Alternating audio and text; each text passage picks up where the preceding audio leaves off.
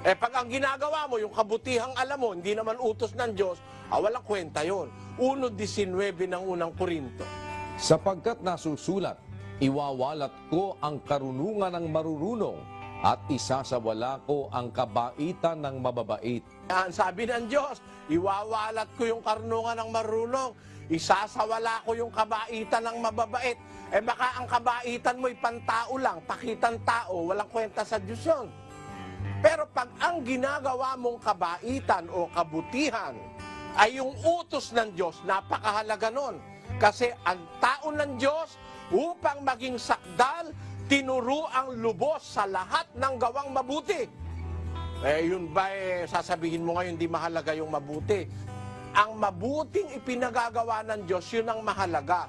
Pero kung gagawa ka ng sarili mong gawa, magmamapuri ka lang. Bakit?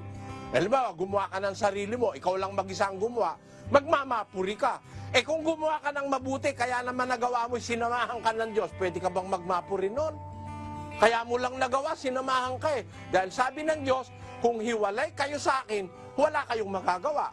Sa makatwid, kaya mo lang nagawa yung kanyang kabutihang itinuro dahil sinamahan ka niya. Eh ano ngayon ang pagmamapuri mo? Eh hindi naman ikaw mismo mag-isang gumawa. Gumawa ka ng mabuti kasi sinamahan ka niya.